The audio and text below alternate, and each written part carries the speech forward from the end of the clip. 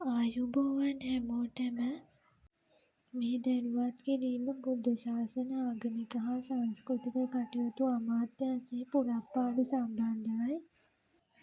දැන් බලමු මොනවාද තියෙන තනතුරු සහ ඒවට බලන අධ්‍යාපන හා වෘත්තීය සුදුසුකම්. කනිෂ්ඨ කළමනාකාර JM11 වයස් සීමා වයස අවුරුදු 22ට නොඅඩු හා අවුරුදු 45ට නොවැඩි විය යුතුයි. අභ්‍යන්තර අයදුම්කරුවන් සඳහා වයස් සීමාව අදාළ වෙන්නේ නැහැ. තනතුරු විද්‍යාත්මක නිලධාරී ක්ෂුද්‍රජීවී විද්‍යාව තනතුරු 1යි. බාහිර අයදුම්කරුවන් අධ්‍යාපන හා වෘත්තීය සුදුසුකම්. විශ්වවිද්‍යාල ප්‍රතිපාදන කොමිෂන් සභාව විසින් පිළිගත් ක්ෂුද්‍රජීවී විෂය පිළිබඳ විද්‍යාවේදී උපාධියක් ලබා තිබීම. ඊළඟ තනතුර විද්‍යාත්මක නිලධාරී භූවිද්‍යා තනතුරු 1යි. බාහිර අයදුම්කරුවන් විශ්වවිද්‍යාල ප්‍රතිපාදන කොමිෂන් සභාව විසින් පිළිගත් භූවිද්‍යා විෂය පිළිබඳ විද්‍යාවේදී උපාධියක් ලබා තිබීම. විද්‍යාත්මක නිලධාරී රසායන විද්‍යා තනතුරු 1යි. බාහිර අයදුම්කරුවන් විශ්වවිද්‍යාල ප්‍රතිපාදන කොමිෂන් සභාව විසින් පිළිගත් රසායනික විද්‍යාව පිළිබඳ විද්‍යාවේදී උපාධියක් ලබා තිබීම කියන සුදුසුකම් බලනවා. ඊළඟ තනතුර අභ්‍යන්තර විගණන නිලධාරී තනතුරු 1යි. බාහිර අයදුම්කරුවන් විශ්වවිද්‍යාල ප්‍රතිපාදන කොමිෂන් සභාව විසින් පිළිගත් ගණකාධිකරණය හෝ මූල්‍ය කළමනාකරණය හෝ මූල්‍ය වාණිජ හෝ ව්‍යාපාර කළමනාකරණ උපාධියක් ලබා තිබීම හෝ තනතුරට අදාළ විෂය ක්ෂේත්‍රයට ගැලපෙන්නා වූ පිළිගත් වරලත් වෘත්තීය ආයතනයක අන්තර් මධ්‍යම පරීක්ෂණයේ සමත් වීම යන සුදුසුකම් තියෙන්න ඕන. ඊළඟ තනතුර ගිණුම් නිලධාරී තනතුරු 7යි. බාහිර අයදුම්කරුවන් විශ්වවිද්‍යාල ප්‍රතිපාදන කොමිෂන් සභාව විසින් පිළිගත් ගණකාධිකරණය හෝ මූල්‍ය කළමනාකරණය හෝ මූල්‍ය හෝ වාණිජ හෝ ව්‍යාපාර කළමනාකරණ උපාධියක් ලබා තිබීම හෝ තනතුරට අදාළ විෂය ක්ෂේත්‍රයට ගැලපෙන්නා වූ පිළිගත් වරලත් වෘත්තීය ආයතනයක අන්තර් මධ්‍යම පරීක්ෂණයේ සමත් වීම කියන සුදුසුකම් බලනවා.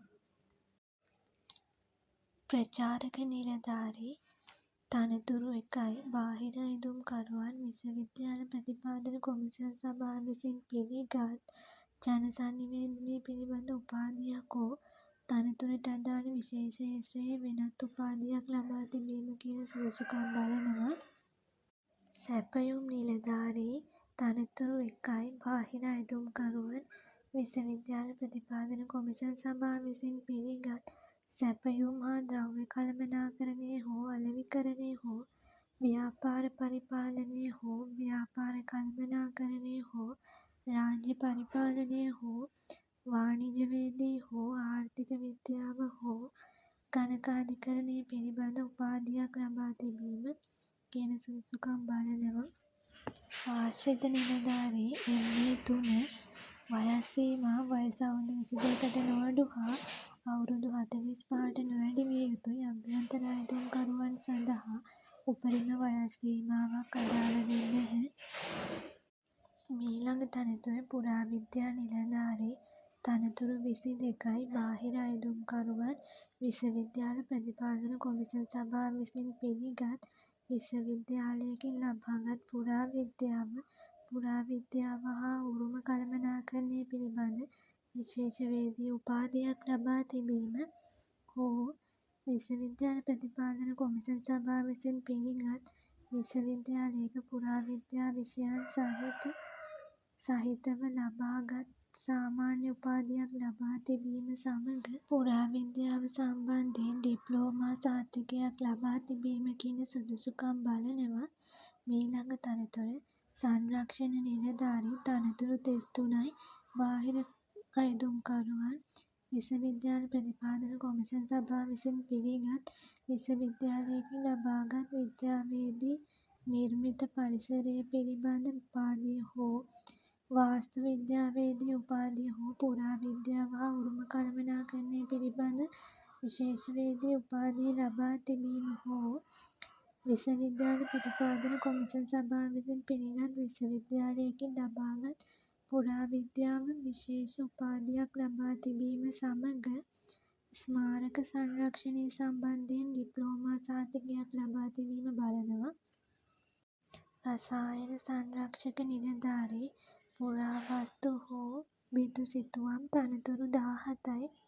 විශ්වවිද්‍යාල ප්‍රතිපාදන කොමිෂන් සභාව විසින් පිළිගත් උපාධියක් ලබා තිබීම සමග රසායන සංරක්ෂණ බිතුසිතුවම් හෝ පුරාවස්තු කටයුතු සම්බන්ධ පාඨමාලා සහතිකයක් ලබා තිබීම කියන සුදුසුකම් බලනවා. කෞතුකාගාර නිලධාරී තනතුරු 5යි. බාහිර අයදුම්කරුවන් විශ්වවිද්‍යාල ප්‍රතිපාදන කොමිෂන් සභාව විසින් පිළිගත් පුරාවිද්‍යා හෝ පුරාවිද්‍යාව හා උරුම කළමනාකරණය පිළිබඳ විශේෂ උපාධියක් ලබා තිබීම සමග කෞතුකාගාර කටයුතු සම්බන්ධයෙන් ඩිප්ලෝමා සහතිකයක් ලබා තිබීම හෝ විශ්වවිද්‍යාල ප්‍රතිපාදන කොමිෂන් සභාව විසින් පිළිගත් පුරාවිද්‍යා විෂයන් සහිත ලබාගත් සාමාන්‍ය උපාධියක් ලබා තිබීම සමග කෞතුකාගාර කටයුතු සම්බන්ධයෙන් ඩිප්ලෝමා සහතිකයක් ලබා තිබීම අවශ්‍යයි. මීට අමතරව වඩු කාර්මික, විදුලි කාර්මික, කම්මල්කරු, පෑසුම්කරු ආදී වශයෙන් තනතුරු රාශියක් තියෙනවා. ඉතින් ඒ සම්බන්ධව වැඩි විස්තර ඔයාලට මේ දැන්වීම කියවලා ලබා ගන්න පුළුවන්. පොදු සුදුසුකම් සෑම අපේක්ෂකයෙක්ම ශ්‍රී ලංකාවේ පුරවැසියෙක් විය යුතුයි. තනතුරට පැවරෙන කාර්යයන් මැනවින් ඉටු කිරීම සඳහා මෙන්ම දෙවැනියේ ඕනෑම ප්‍රදේශයක සේවය කිරීම සඳහා අවශ්‍ය වන කායික හා මානසික යෝග්‍යතාවයකින් යුක්ත විය යුතුයි සහ විශිෂ්ට චරිතයකින් යුක්ත වෙන්න ඕන කියලත් සඳහන් වෙනවා. සුදුසුකම් තියෙන හැමෝම අයදුම් පත්‍ර යොමු කරන්න. අයදුම් කළ යුතු ආකාරය අයදුම්කරුවන් ආදර්ශ අයදුම්පතට අනුකූලව සකස් කරන ලද අයදුම් පත්‍රය සහ මූලික සුදුසුකම් සනාථ කිරීම සඳහා අදාළ සහතිකවල සහතික කළ පිටපත් 2025 දෙසැම්බර් 30 වන දින හෝ ඊට පෙර ලැබෙන පරිදි අධ්‍යක්ෂ, පාලන හා මානව සම්පත් සංවර්ධන මධ්‍යම සංස්කෘතික අරමුදල 212 1 බෞද්ධාලෝක මාවත කොළඹ 7 යන ලිපිනයට ලියාපදිංචි තැපෑලෙන් පමණක් යොමු කරන්න. අයදුම්කරුවන් එවනු ලබන ලියුම් කවරයේ ඉහළ වම්පස කෙළවරේ අයදුම් කරන තනතුර පැහැදිලිව සඳහන් කරන්න. අයදුම් පත්‍රය ලබා ගන්න වගේම මේ සම්බන්ධව වැඩි විස්තර ලබා ගන්නත් අවශ්‍ය ලින්ක් එක ඩිස්ක්‍රිප්ෂන් එකේ දාලා තියෙනවා. එතනින් ලබා ගන්න පුළුවන්. එහෙනම් අදට වීඩියෝ එක මෙතනින් අවසන් කරනවා. ඔයාලා හැමෝටම සුබ දවසක්.